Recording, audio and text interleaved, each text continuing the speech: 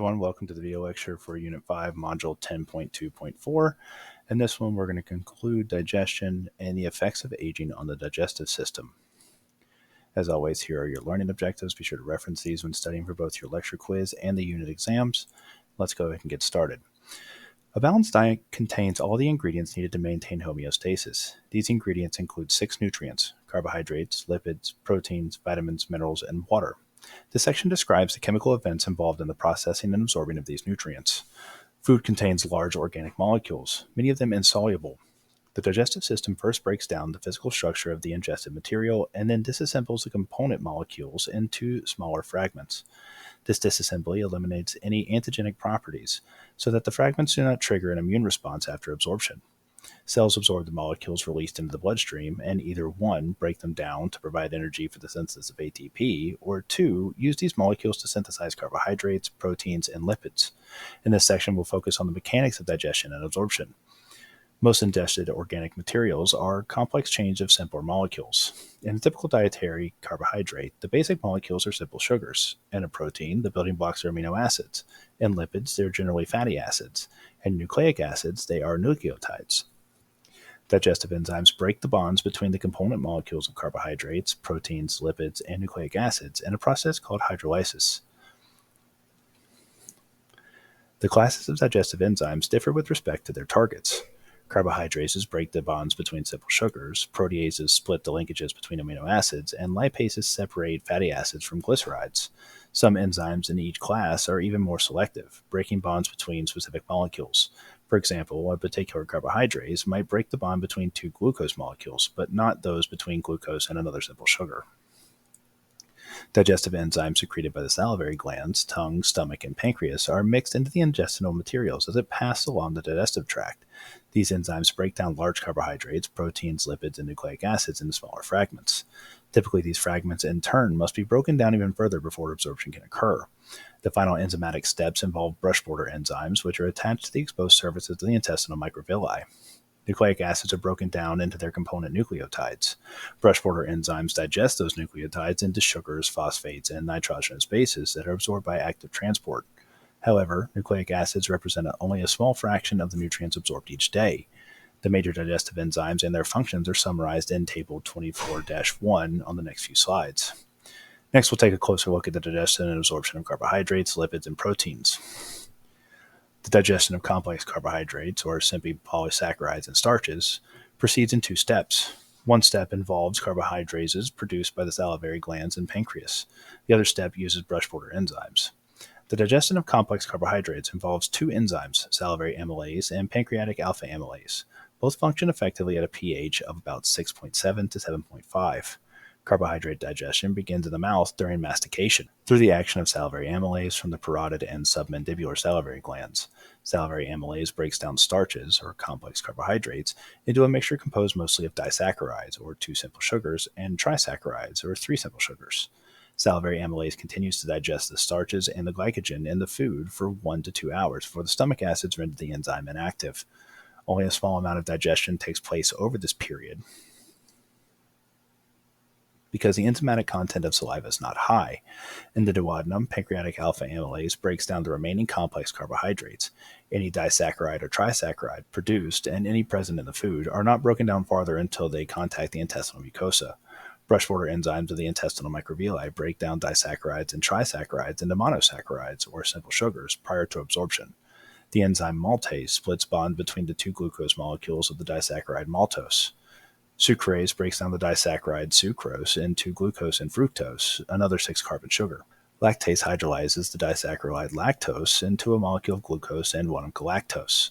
Lactose is the main carbohydrate in milk, so lactase provides an essential function in infancy and early childhood by breaking down lactose. If the intestinal mucosa stops producing lactase, the person becomes lactose intolerant. After ingesting milk and other dairy products, lactose-intolerant people can experience a variety of unpleasant digestive problems, including lower abdominal pain, gas, diarrhea, and vomiting. The intestinal epithelium then absorbs the monosaccharides by facilitated diffusion and co-transport mechanisms. Both methods involve a carrier protein. Facilitated diffusion and co-transport differ in 3 major ways. 1. Facilitated diffusion moves only one molecule or ion through the plasma membrane, whereas co-transport moves more than one molecule or ion through the membrane at the same time. In cotransport, the transported substances move in the same direction, down the concentration gradient for at least one of them. 2. Facilitated diffusion does not require ATP. Cotransport by itself does not consume ATP, but the cell must often expend ATP to preserve homeostasis. For example, the process may bring in sodium ions that must later be pumped out of the cell. 3. Facilitated diffusion does not take place if there's an opposing concentration gradient for the particular molecule or ion. By contrast, cotransport can take place despite an opposing concentration gradient for one of the transported substances. For example, cells lining the small intestine continue to absorb glucose when glucose concentrations inside the cell are much higher than they are in the intestinal contents. The cotransport system that takes up glucose also brings sodium ions into the cell. This passive process resembles facilitated diffusion, except that both a sodium ion and a glucose molecule must bind to the carrier protein before they can move into the cell. Glucose cotransport is an example of sodium-linked cotransport. Comparable cotransport mechanisms exist for other simple sugars and for some amino acids. These mechanisms deliver valuable nutrients to the cytoplasm, but they may also bring in sodium ions that must be ejected by the sodium-potassium exchange pump. The simple sugars that are transported in the cell at its apical surface diffuse to the cytoplasm. They then reach the interstitial fluid by facilitated diffusion across the basolateral surfaces. These monosaccharides diffused into the capillaries of the villus for eventual transport to the liver in the hepatic portal vein. Lipid digestion involves lingual lipase from the glands of the tongue and pancreatic lipase from the pancreas. The most important and abundant dietary lipids are triglycerides. They consist of 3 fatty acids attached to a single molecule of glycerol. The lingual and pancreatic lipases break off the 2 fatty acids, leaving monoglycerides. Lipases are water-soluble enzymes, and lipids tend to form large droplets that exclude water molecules. As a result, lipases can attack only the exposed surfaces of the lipid drops. Lingual lipase begins by breaking down triglycerides in the mouth and continues for a variable time within the stomach. The lipid drops are so large, however, and the available time is so short, that only about 20% of the lipids have been digested by the time the chyme enters the duodenum. Bile salts improve chemical digestion by emulsifying the lipid drops into tiny emulsion droplets, thereby providing better access for pancreatic lipase. The emulsification takes place only after the chyme has been mixed with bile in the duodenum.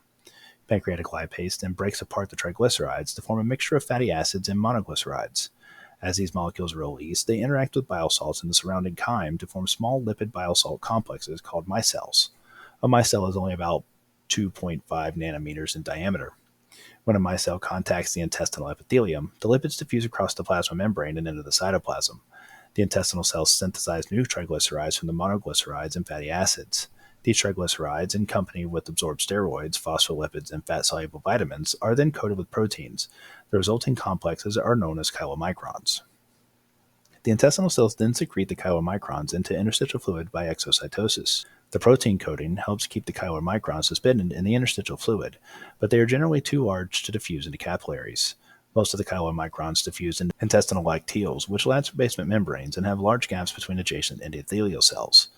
From the lacteals, the chylomicrons proceed along the lymphatic vessels and through the thoracic duct. They finally enter the bloodstream at the left subclavian vein. Most of the bile salts within micelles are reabsorbed by sodium-linked cotransport. Only about 5% of the bile salts secreted by the liver enter the colon. Only about 1% is lost in feces. Proteins have very complex structures, so protein digestion is both complex and time-consuming. Proteolytic enzymes must access individual proteins, so the three-dimensional organization of food must be disrupted. The steps involve mechanical processing in the oral cavity through mastication, and chemical processes in the stomach through the action of hydrochloric acid. The strong acid in the stomach kills pathogens and breaks down plant cell walls and animal connective tissues. Acid also disrupts tertiary and secondary protein structure, exposing peptide bonds to enzymatic attack. The acidic content of the stomach also provides the proper environment for the activity of pepsin, the proteolytic enzyme secreted in an inactive form by chief cells of the stomach. Pepsin works effectively at a pH of about 1.5 to 2.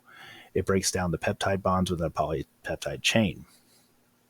When chyme enters the duodenum, enteropepsidases from the small intestine triggers the conversion of trypsinogen to trypsin. Buffers increase the pH to 7 to 8. Pancreatic proteases can now begin working. Trypsin, chymotrypsin, and elastase are like pepsin in that they break down specific peptide bonds within a polypeptide.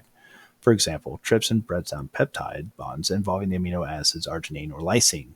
Chymotrypsin targets peptide bonds involving tyrosine or phenylalanine, and carboxypeptidases also act in the small intestine.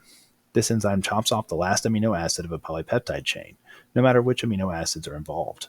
Thus, while the other peptidases are generating a variety of short peptides, carboxypeptidase produces free amino acids.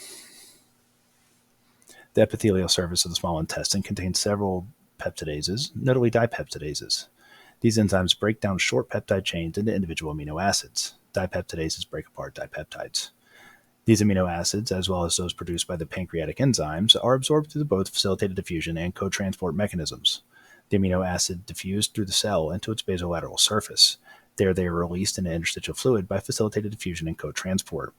Once in the interstitial fluid, the amino acids diffuse into the intestinal capillaries for transport to the liver by means of the hepatic portal vein. Cells cannot actively absorb or secrete water. All movement of water across the lining of the digestive tract involves passive water flow from the osmotic gradients. The production of glandular secretions also involves passive water flow down the osmotic gradients. Recall that when selective permeable membrane separates two solutions, water tends to flow into the solution that has a higher concentration of solutes. Osmotic movements are rapid, so interstitial fluid and the fluids in the intestinal lumen always have the same osmotic concentration of solutes, or osmolarity. Intestinal epithelial cells continually absorb nutrients and ions. These activities gradually lower the solute concentration in the lumen. As the solute concentration drops, water moves into the surrounding tissues, maintaining osmotic equilibrium. Each day, about 2,000 milliliters of water enters the digestive tract in the form of food or drink. The salivary, gastric, intestinal, colonic, pancreatic, and bile secretions provide an additional 7,200 milliliters.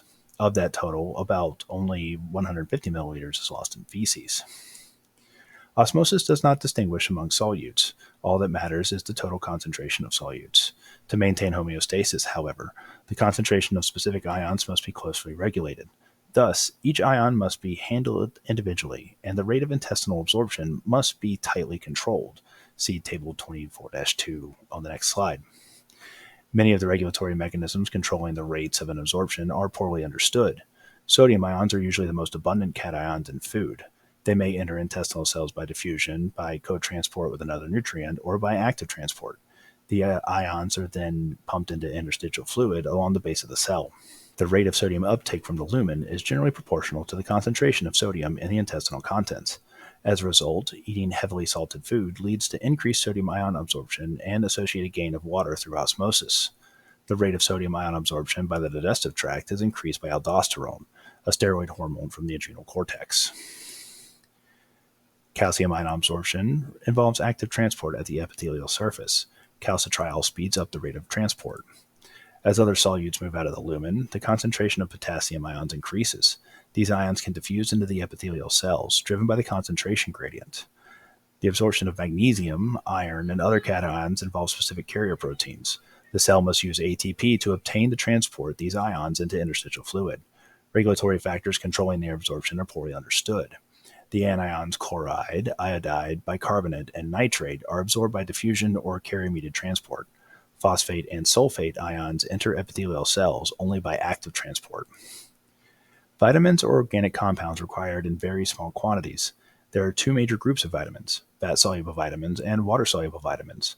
Vitamins A, D, E, and K are fat-soluble vitamins. Their structure allows them to dissolve in lipids.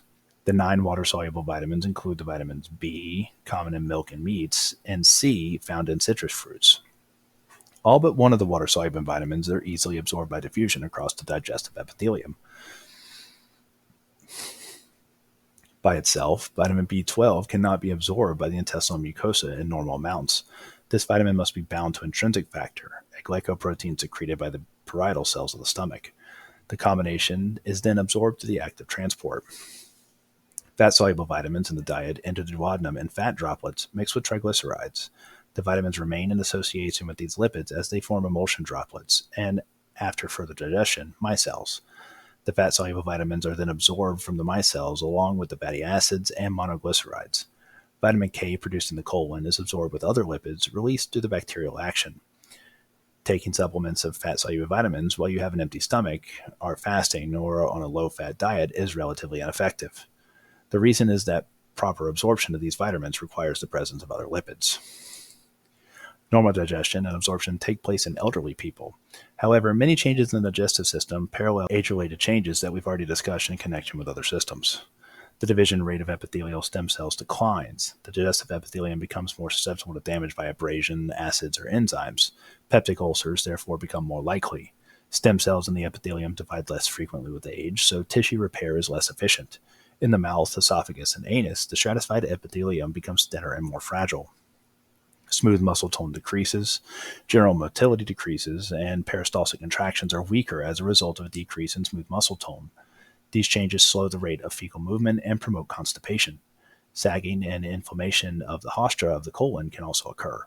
Straining to eliminate compacted feces can stress the less resilient walls of the blood vessels, producing hemorrhoids.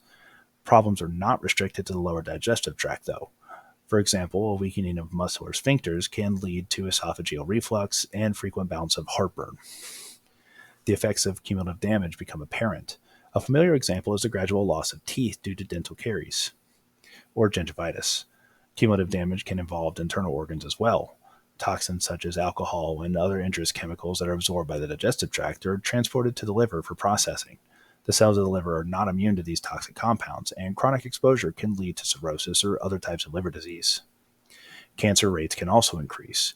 Cancers are most common in organs in which stem cells divide to maintain epithelial cell populations. Rates of colon cancer and stomach cancer rise with age. Oral, esophageal, and pharyngeal cancers are particularly common among elderly smokers. Dehydration is common among the elderly also. One reason is that osmoreceptor sensitivity declines with age. Changes in other systems have direct or indirect effects on the digestive system.